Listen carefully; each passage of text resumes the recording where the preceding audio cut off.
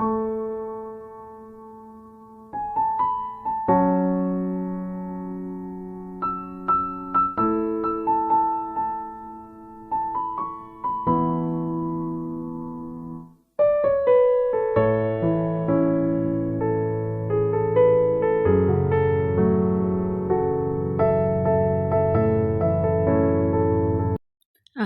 শাহলান মাহে রমদান। আসসালামু আলাইকুম, সবাই কেমন আছেন? আই হোপ সবাই অনেক বেশি ভালো আছেন। আলহামদুলিল্লাহ, আমিও আমার পরিবার পরিজন নিয়ে ভালো আছি।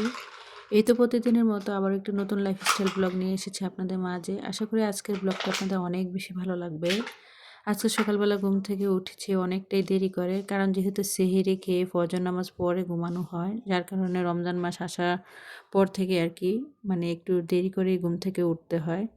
তো ঘুম থেকে উঠে প্রথমে বিছানাটা গুছিয়ে নিচ্ছি। আসলে সংসারের কাজ যেন শেষে হতে চায় না। রমজান মাস, আর রমজান মাসে কিন্তু মানে অন্যান্য মাসের তুলনায় অনেক বেশি সংসারে কাজ থাকে। তো এই ছোট দিনে কিন্তু আবার দেখা গিয়েছে যদি দেরি করে ঘুম থেকে উঠি, তাহলে কিন্তু কাজের যেন কুল কিনারা আমি কোনো কিছুই পাই না। তারপরেও আমি সবসময় চেষ্টা করি আমি খুব তাড়াহুড়ো করে আর কি আমার সংসারের কাজগুলো গুছিয়ে নিতে।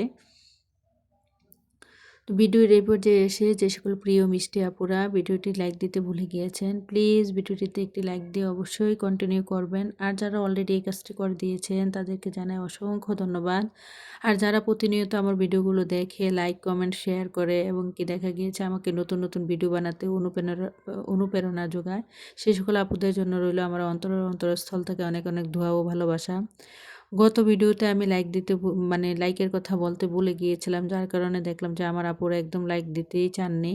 তো আমি যখন কাজ করছিলাম আমার ছোট্ট পরি দেখেন কি করছে, মানে আমি যখন ভিডিও করছিলাম আর কি, ভিডিওর সামনে এসে অনেক মানে লাফালাফি করছিল। আসলে ছোট মানুষ বলে কথা, ওকে কোনোভাবে আসলে আমি বুঝাতে পারি না যে আম্মু আমি ভিডিও করছি তুমি এসো না। ও কিন্তু আমার কথা শুনবে না, ও আরও বেশি করে ভিডিওর সামনে চলে আসবে।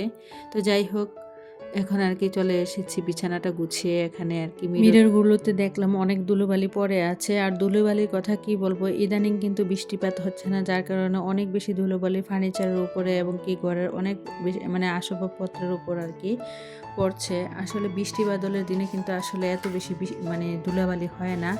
তো যাই হোক, আজকে মানে কিছু কথা আপনাদের সাথে বলি। আমার চ্যানেলের কি হয়েছে আমি নিজেও জানি না, মানে আসলে আমি চ্যানেল সম্পর্কে অত বেশি অভিজ্ঞতা নেই। না বুঝে না শুনে কিন্তু আমি একটা মানে ইউটিউব চ্যানেল খুলে ফেলেছি। তো আসলে চ্যানেল খোলার পরে মানে এই চ্যানেলে কি করতে হয় না করতে হয়, আমি ঠিকমতো কিন্তু ভিডিওটা কিভাবে আপলোড দিতে হয় ওইটাও কিন্তু জানতাম না। কিন্তু আস্তে আস্তে কাজ করার পরও আর কি আমার কিছু কিছু করে অভিজ্ঞতা হলো।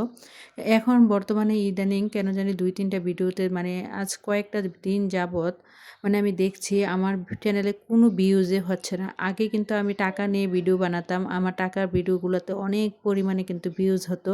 আর আমার চ্যানেলে সবচেয়ে বেশি ভিউজ হয়েছিল কিন্তু টাকার ভিডিও নিয়ে।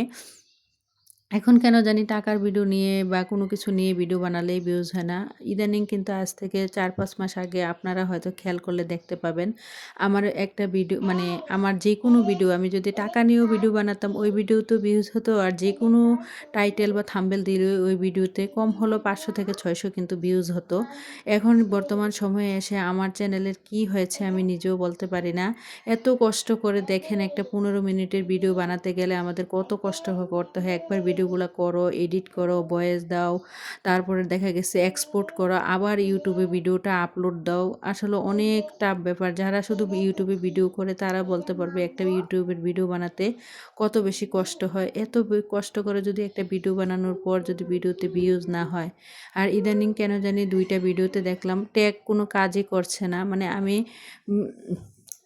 ভাবছি কি আমার আপুদের কাছে কি আমার ভিডিওগুলো যাচ্ছে না, নোটিফিকেশন যাচ্ছে না, না কি আসলে আমি কিচ্ছুই বুঝতে পারছি না কেন আমার চ্যানেলের এরকম হচ্ছে। আসলে আমি আসলে চ্যানেল সম্পর্কে অত কিছু ভালো বুঝি না, আর আমার আশেপাশেও কেউ নেই যে তাদেরকে আমি কিছু জিজ্ঞাসা করব।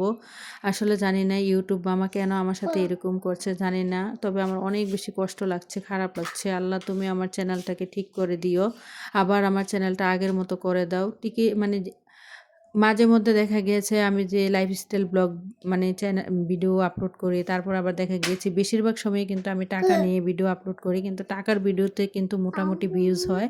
কিন্তু এখন বর্তমান সময়ে এসে দেখি যে টাকার ভিডিওগুলোতে ভিউজ হচ্ছে না। তো দেখেন আসলে আমি কি নিয়ে ভিডিও বানাবো আমি নিজেই বুঝতে পারছি না। আমার মানে অডিয়েন্সরা কি ভিডিও পছন্দ করছে আমার কাছে আমি কিছুই বুঝতে পারছি না। তো যাই হোক, আপনাদের সাথে কথা বলতে বলতে কিন্তু অনেক কিছু বলে ফেলেছি। তো আজকে ভিডিও টাইটেল এবং থাম্বনেল থেকে হয়তো বুঝতে পেরেছেন, রমজানে সংসার খরচ কমাতে বা সংসারের সময় ও টাকা বাঁচাতে আগে থেকে কিছু কাজ করে রাখুন। আর সেই কাজগুলো কী কী তাই আর কি আজকে ভিডিওতে শেয়ার করব। দেখেন এখানে কিন্তু আমি খুবই কম দামে কিছু আদা এনে রেখেছিলাম। তো দেখা গিয়েছে রমজানের আগে কিন্তু আদার দাম মাত্র 120 টাকা কেজি ছিল, আর এখন কিন্তু 150 টাকা কেজি। আর এখানে যে রসুন কিন্তু আমি 100 টাকা দরে এনেছিলাম। তো এইখানে আর কি তো আদা রসুনগুলো আসলে ব্লেন্ডার করে রাখবো। তো সংসারে যদি সময় আর টাকা বাঁচাতে চান তা আগে থেকে আর কি কিছু আদা রসুন এনে কেটে যদি আগে থেকে এইভাবে ব্লেন্ড করে ফ্রিজে রেখে দেন, দেখা গিয়েছে যে একদিক দিয়ে কিন্তু আপনার সংসার খরচটা অনেকটা কমে যাবে, অন্য দিক দিয়ে দেখা গিয়েছে সময়েরও কিন্তু আপনি বরকত পাবেন। এখন যেহেতু রমজান মাস, আর রমজান মাসে কিন্তু প্রতিটা গৃহিণীর অনেক বেশি কাজে কর্মে ব্যস্ত থাকেন। একদিক দিয়ে আল্লাহর ইবাদত বন্দিগি করা, অন্যদিক দিয়ে সংসারের কাজকর্ম করা মানে অনেক বেশি কষ্টসাধ্য হয়ে যায়। তো আমরা গৃহিণীরা যদি বুদ্ধি করে আগে থেকে কিছু কাজ করে রাখি, দেখা গিয়েছে সময়টা কিন্তু এই যেই সময়টা এই কাজগুলো করতাম ওই সময়টা কিন্তু বেশি বেশি করে আল্লাহর ইবাদত বন্দেগী করতে পারবো। তো যদিও আসলে মানে আমার এই কাজগুলো করতে একটু দেরি হয়ে গিয়েছে আপনাদের সাথে শেয়ার। তো রমজানের আগে থেকে কিন্তু আমি কিছু কিছু করে রমজানের প্রিপারেশন নিয়েছি, যার কারণে আর কি সময় মতো ভিডিওটা দিতে পারিনি। ভিডিওটা কিন্তু রমজানের আগেই করা ছিল, তো আজকেই শেয়ার করছি আর কি। আসলে আমরা গৃহিণীরা যদি একটু বুদ্ধি করে পরিশ্রম করে আগে থেকে সংসারে অনেকগুলো কাজ করে রাখি, এতে করে দেখে সময়ের অনেক বরকত পাবো। তো হয়তো দেখতে পেয়েছেন আমি পেঁয়াজ বেরেস্তা করে রেখে দিয়েছিলাম, মরিচ বেজে রেখেছি। আসলে রমজান মাস আসলে পেঁয়াজ বেরেস্তা মরিচটা আমাদের অনেক বেশি কাজে লাগে, কারণ হালিম রান্না করতে, আলুর চপ বানাতে। তো এই কাজগুলো কিন্তু বুদ্ধি করে আমি এখানে করে রেখেছি। তো আমরা যদি আগে থেকে বাজার থেকে কম দামে আদা রসুন এনে এভাবে ফ্রিজে মানে ব্লেন্ড করে ফ্রিজে রেখে দিই, এখন কিন্তু দাম দিয়ে আর আদা রসুন কিনে আনতে হবে না। তো অনেক আপুরা আছে আগে থেকেই কিন্তু আদা রসুন এভাবে ব্লেন্ড করে ফ্রিজে রেখে দেন। তো আমিও কিন্তু এগুলা রমজানের আগে এভাবে করে ব্লেন্ড করে ফ্রিজে রেখে দিয়েছিলাম, যদিও আপনাদের সাথে শেয়ার করতে অনেকটাই দেরি হয়ে গিয়েছে। দেখেন এখানে কিন্তু আমি এই রসুনগুলো আদাগুলো ব্লেন্ড করে নিয়েছি। তো এখন সংসারের সময় বাঁচাতে আমি যেই কাজটা করব, এখন একটা ছুরির সাহায্যে আর কি এখানে আমি এইভাবে করে আর কি একটু দাগ কেটে নেব। দেখা গিয়েছে অনেক সময় আমরা কিন্তু সংসারে অনেক বেশি কাজের ঝামেলার মধ্যে থাকতে হয়, তো ফ্রিজ থেকে আদা রসুন নামাতে ভুলে যাই। তো আমরা যদিও ভুলে যাই, কিন্তু সময় কম থাকলেও কিন্তু দেখা গিয়েছে এভাবে করে ফ্রিজ থেকে মানে আদা রসুন এভাবে করে ফ্রিজে রেখে দিলে একটু বরফ হয়ে আসলে দেখা গিয়েছে এই যে গড় হয়ে গিয়েছে, আপনি কিন্তু প্রতিদিন অনুযায়ী কিন্তু একটু একটু করে আর কি এভাবে করে একটা বক্সের মধ্যে রেখে দিতে পারেন। আমি কিন্তু এগুলা মানে ব্লেন্ড করে ডিপ ফ্রিজে রেখে দিয়েছিলাম এভাবে করে আর কি কেটে কেটে। তো আমি দেখা গিয়েছে যে এখন একটা একটা করে আর কি বক্সে রেখে দিয়েছি। তো যেদিন দেখা গিয়েছে আপনার আদা রসুন ফ্রিজ থেকে নামাতে ভুলে যাবেন, আপনারা চাইলে কিন্তু এবার এখান থেকে একটা একটা টুকরো করে নিয়ে আর কি মানে রান্নাতে ব্যবহার করতে পারেন। এতে করে কিন্তু আপনার সময়টাও কম লাগবে। দেখা গিয়েছে অনেক সময় নিয়ে যদি এক বক্সে করে রেখে দিই, এক বক্স আদা রসুন যদি ডিপ ফ্রিজে মানে ডিপ করি, দেখা গিয়েছে এগুলা গলতে অনেক বেশি মানে সময় লাগে। তো আপনি যদি এভাবে করে একটু একটু টুকরো করে পিস করে রেখে দেন, এতে করে কিন্তু আপনার সংসারটাও মানে সময়টাও বেঁচে যাবে। অন্যদিক দিয়ে দেখা গিয়েছে যে এত দাম দিয়ে কিন্তু এখন যেহেতু মানে সব কিছুর দাম বেড়ে গিয়েছে, দাম দিয়ে কিন্তু এগুলো কিনে খেতে হবে না। মানে রমজানের আগে থেকে যদি কিছু কিছু কাজ এভাবে আর কি আমরা গুছিয়ে রাখি, আসলে আমরা গৃহিণীরা চাইলে কিন্তু একটু বুদ্ধি করে পরিশ্রম করে কিন্তু আগে থেকেই আর কি রমজান আসার আগে অনেক কাজ গুছিয়ে নিতে পারি। আমি কিন্তু এই রমজান আসার আগে কিন্তু অনেকগুলো লেবুও কিন্তু এভাবে মানে চিপে রস করে এভাবে করে আর কি এভাবে যে ফ্রিজের মধ্যে যে আইস বক্স থাকে এই আইস বক্সের সাহায্যে আর কি আইস করে নিয়েছিলাম। তো এখন যেহেতু অনেক বেশি দাম বেড়ে গিয়েছে লেবুর, তো এখন কিন্তু এই মানে দামের সময় কিন্তু আমি চাই মানে ওই যে আইসগুলো আর কি ব্যবহার করে আর কি শরবতে ব্যবহার করতে পারছি।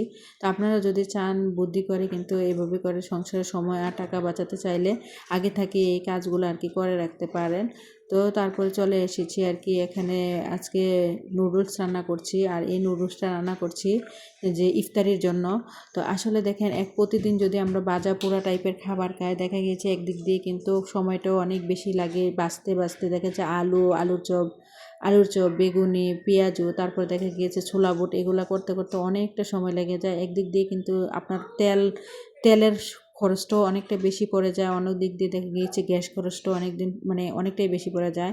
তো আমরা যদি গৃহিণীরা বুদ্ধি করে এক এক দিন এক এক রকম মানে ইফতারির আয়োজন রাখি, একদিন দেখা গিয়েছে নুডলস, একদিন হালিম, একদিন বিরিয়ানি, বা দেখা গিয়েছে একদিন ভাজা পোড়া টাইপের খাবার, তো এগুলো রাখি। এতে করেও কিন্তু আমাদের সংসার খরচটা অনেকটাই কমে যায়, একদিক দিয়ে আপনার সময়ও কিন্তু বেঁচে যায়, অন্য দিক দিয়ে কিন্তু সংসারের তেলের খরচ, গ্যাসের খরচ অনেকটাই বেঁচে যায়। তো আমি কিন্তু এভাবে বুদ্ধি করে আমি আমার সংসারটাকে সবসময় ম্যানেজ করার চেষ্টা করি। আপনারা চাইলে এভাবে বুদ্ধি করে এক এক দিন এক এক রকমের খাবারের মেনু বানিয়ে আপনার সময় ও সংসারের খরচটা বা টাকাটা বাঁচাতে পারেন। তো যাই হোক, আপনাদের সাথে কথা বলতে বলতে কিন্তু এখানে নুডলস রান্না করে নিয়েছিলাম। তো এখন আর কি ইফতারির ঠিক আগ মুহূর্তে এখানে একটা মালটা কেটে নিয়েছি, আর নুডলস আর কি আমার ছেলেদেরকে দিয়ে দিচ্ছি। তো অলরেডি কিন্তু ইফতারির কথা বলে ফেলেছে, তো আমরা কিন্তু এখানে ইফতারিটা করে নিচ্ছি। আসলে রমজান মাস আসলে এত বেশি কাজে ঝামেলা থাকে, ঠিকমতো যে আগে থেকে যদি কিছু কাজ আমরা গুছিয়ে না রাখি, তাহলে কিন্তু ঠিকমতো আমরা ইফতারি টাইমে কিন্তু ইফতারিগুলো ঠিকমতো করতে পারবো না। সারাদিন রোজা রাখার পরও যদি সময় মতো আপনি ইফতারি না করতে পারেন, তাহলে কিন্তু অনেক বেশি খারাপ লাগে। তো আপনারা সবসময় চেষ্টা করবেন আগে থেকেই কিছু কিছু কাজ আর কি গুছিয়ে রাখতে। এতে করে দেখা গিয়েছে সময় মতো কিন্তু এই রমজানের ভিতরে এত কাজের ভিতরেও কিন্তু সময় মতো আপনার কাজগুলো শেষ করে ফেলতে পারবেন।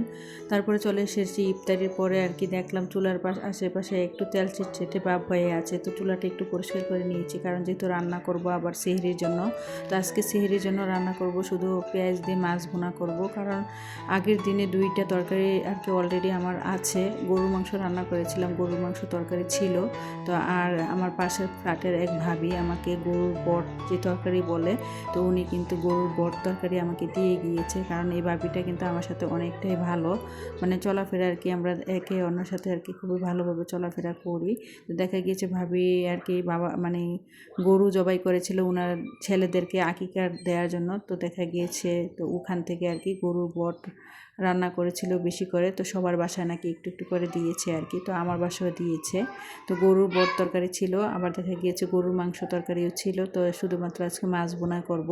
তো রমজান মাস আসলে দেখা গিয়েছে 2-3 জাতের তরকারি না রান্না করে যদি আপনারা একটা তরকারি ভালোভাবে, যেই তরকারিটা আপনার ছেলেমেয়েরা খেতে পারবে বা আপনিও নিজেও খেতে পারবেন, যে একটা ভালো রকমের তরকারি যদি রান্না করেন, এতে করে দেখা গিয়েছে আপনার সংসার খরচটা এখানেও কিন্তু অনেকটা কমে যাবে।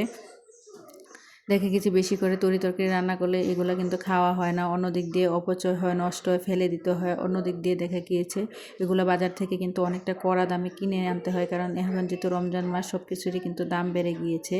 আমি কিন্তু আজকে মাছ বোনা করেছিলাম, আগের দিনের গরুর মাংস ছিল, তো ভাবি যেহেতু গরুর বট দিয়েছে, তো তাও কিন্তু আমার 3 রকমের তরকারি হয়ে গিয়েছে, আর একটা মিক্স সালাদ করেছি। আর গরুর মাংসের সাথে আমার সালাদ খেতে অনেক বেশি ভালো লাগে। তো এখন আর কি সেহরির খাবারটা আমরা খেয়ে নেব। তো ভিডিওটা এই পর্যন্তই। আমার পরবর্তী ভিডিও দেখার আমন্ত্রণ জানিয়ে আজকের মতো এখানে শেষ করলাম। সবাই ভালো থাকবেন। খোদা হাফেজ। আসসালামু আলাইকুম।